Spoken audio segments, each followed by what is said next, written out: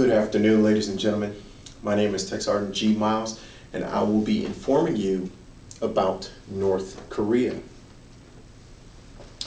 We will briefly cover North Korea's cultural, historical, political, and economic considerations. Why does North Korea exist? Why is there a North and South Korea? Let's go into a little bit of detail.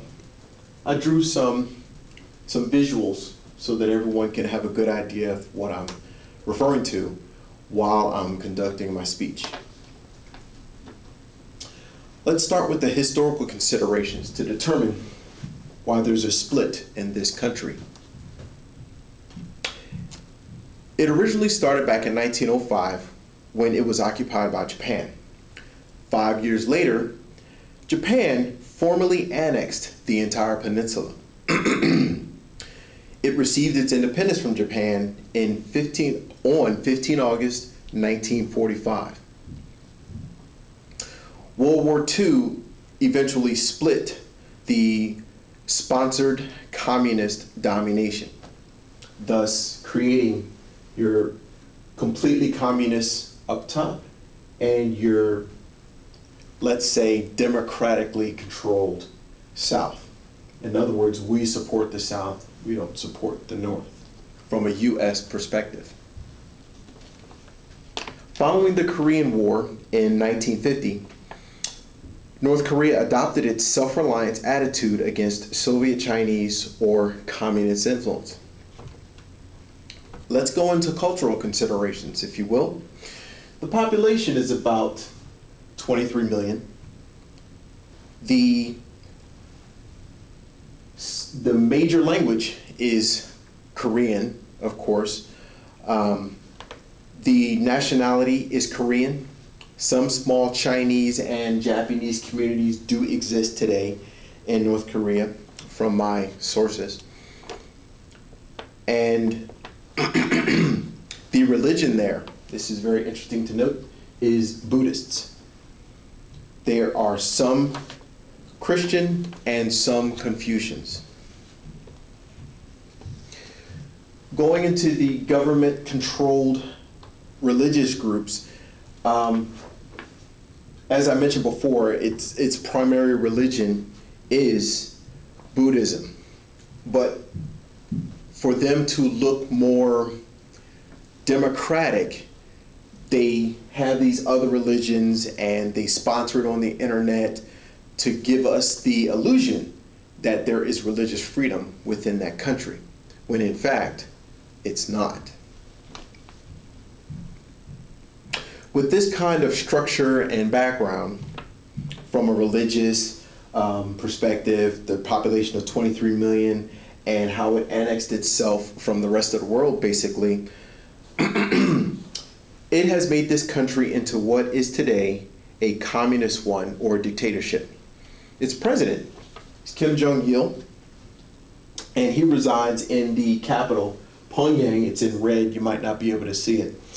The capital, Pyongyang, and of course the country itself is divided into 9 provinces that have communities, of course.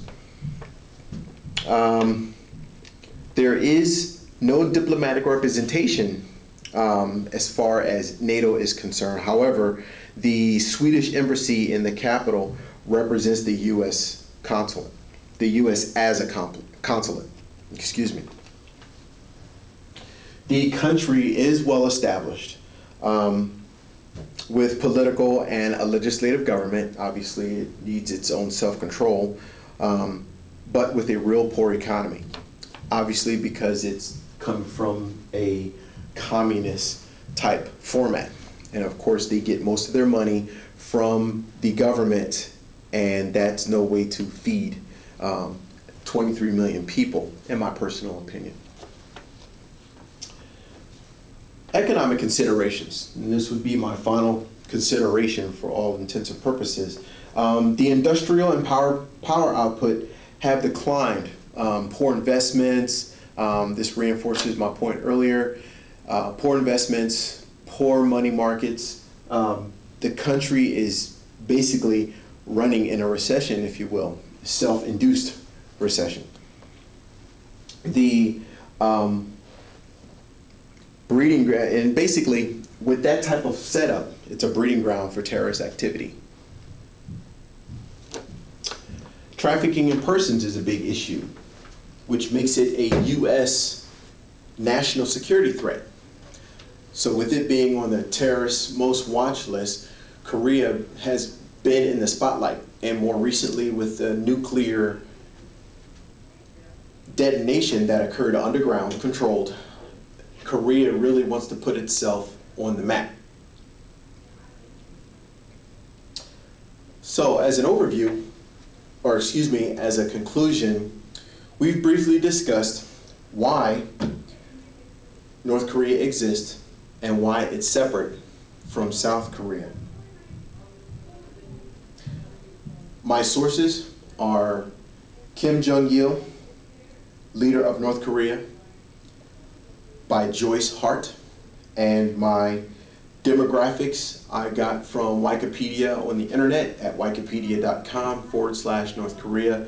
And again, this information is based upon what we received from news excerpts, the propaganda that North Korea puts out on the internet, and so on.